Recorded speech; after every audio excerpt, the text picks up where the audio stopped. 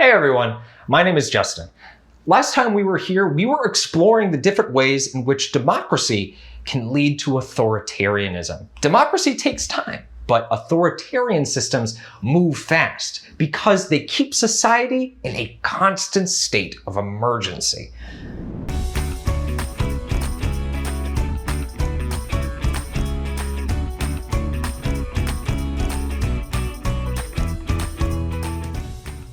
You have always been told that 2 + 2 = 4. We know this is one of the basic facts of math.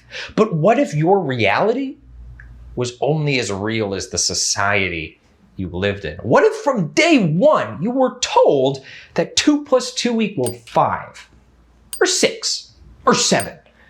The point being, in an authoritarian system, truth and fact are often made up. In fact, in an authoritarian system, truth can, and often is, presented as the opposite.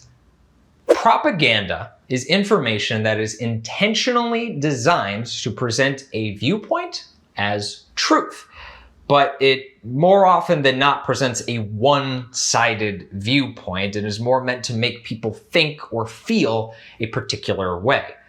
One-sided state or politically sponsored propaganda often creates a disagreement between what a citizen knows is true and what they're being told is true.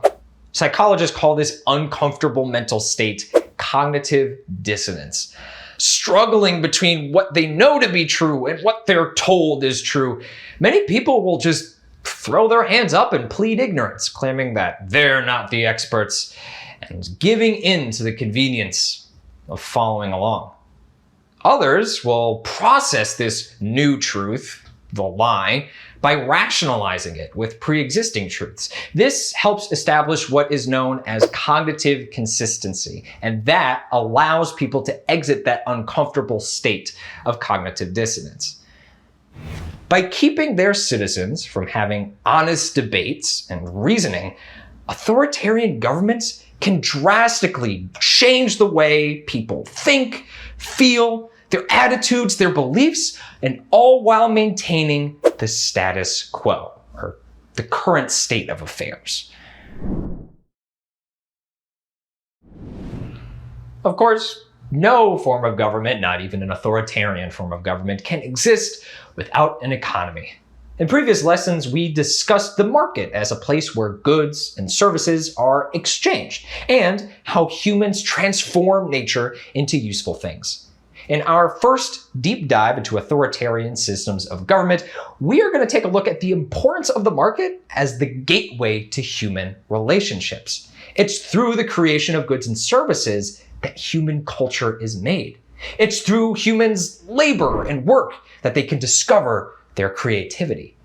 Socialism, as a centralized form of government, seizes this truth and manipulates its citizens' experience to create a new reality that maintains its own authority over society. Imagine if you were told where to work, where to live, and what to consume. What would you know about yourself or your neighbors that wasn't told to you? In order to understand this, we need to take a close look at how socialism organizes its society. Socialism is a one-party system in which the controlling party symbolizes the national proletariat, or the workers' party. Proletariat just means worker. In Marxism, the political theory that generated socialism, the proletariat is a revolutionary subject, the factory worker that rebels in order to establish a socialist state.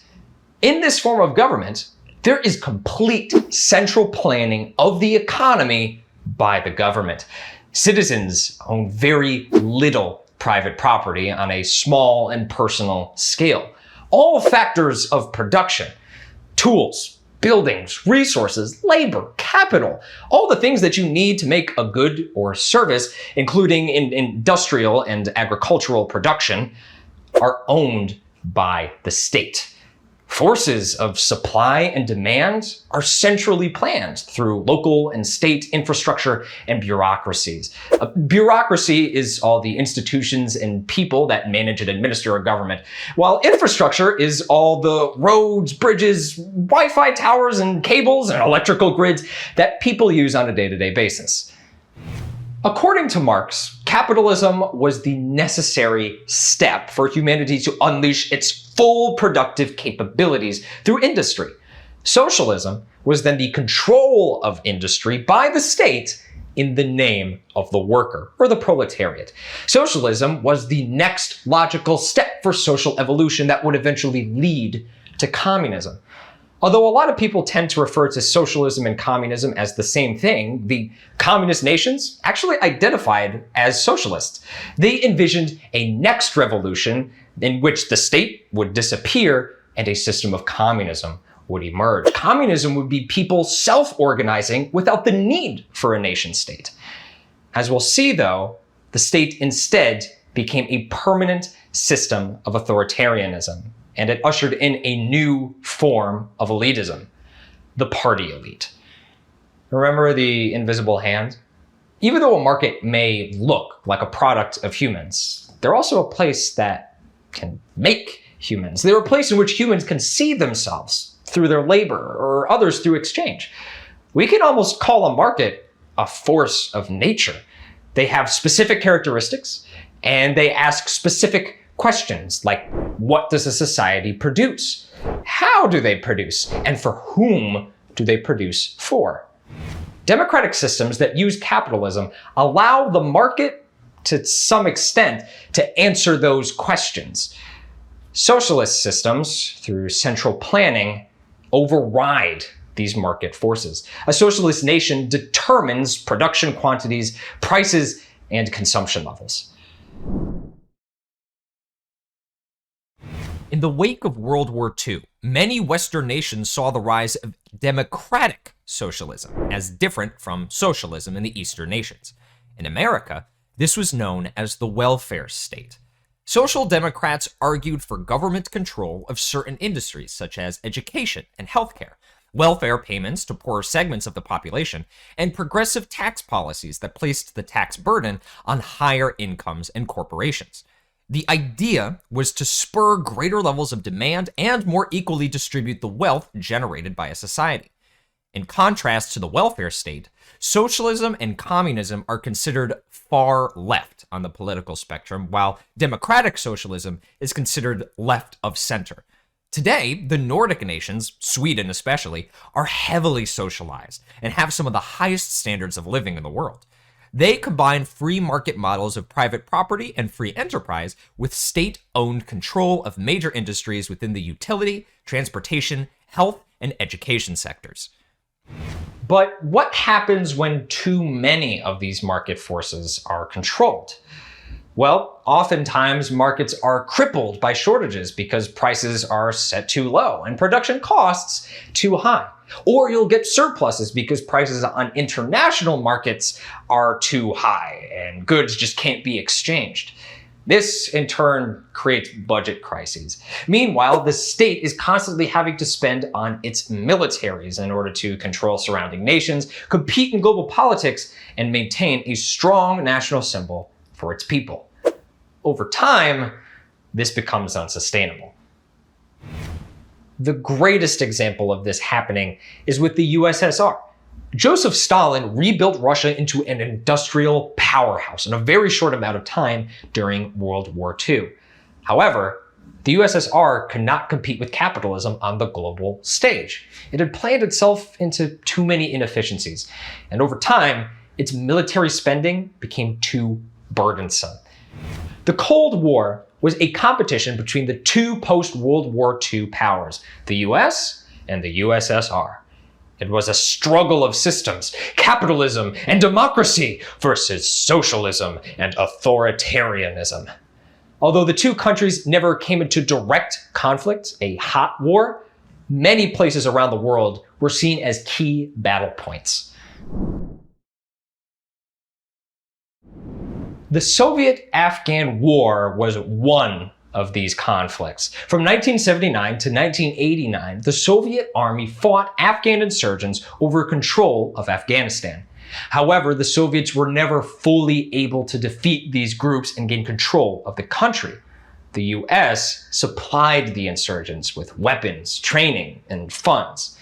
The USSR's planned economy could not sustain a long, protracted war.